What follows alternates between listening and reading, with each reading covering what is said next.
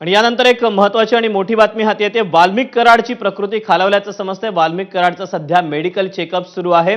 त्याच्यावर मकोका दाखल झाल्यानंतर त्याला मेडिकल चेकअपसाठी रुग्णालयात नेण्यात आलेलं होतं आणि त्यानंतर या दरम्यानच वाल्मिक कराडची प्रकृती खालावल्याचं समजतंय। सध्या वाल्मिक कराडचं मेडिकल चेकअप सुरू आहे, वैद्यकीय चाचणी सुरू आहे।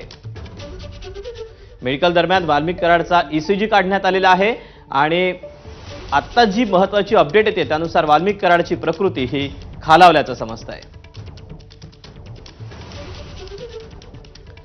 वाल्मिक कराडवर मोका अंतर्गत गुन्हा दाखल केल्यानंतर आता त्याची वैद्यकीय चाचणी सुरू आहे। आपण याबद्दलचे अपडेट जाणून घ्यात। गोविंद शेळके आपल्या सोबत आहे।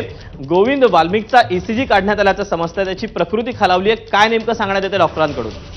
सुरुवातीला खरं तर वैद्यकीय चाचणीसाठी वाल्मिक कराड यांना सिव्हिल हॉस्पिटलमध्ये आणण्यात आलं होतं, मात्र त्यानंतर त्याची प्रकृती बिघडली आणि वाल्मिक कराड मागच्या अर्ध्या ते पाऊण तासापासून सिव्हिल हॉस्पिटलमध्ये आहे। या ठिकाणी फक्त मेडिकल चेकअप केलं जाणार होतं, मात्र त्यांच्यावर उपचार सुरू झालेले आहेत। ते उपचार कशा प्रकारचे थोड्या वेळ डॉक्टर सांगतील, मात्र तब्येत त्यांची बिघडली आहे एवढी माहिती आपल्याला मिळू शकली आहे।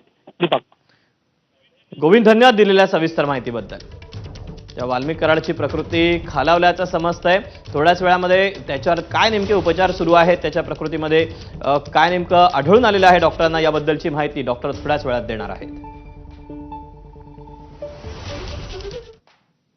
आतापर्यंत खंडणीच्या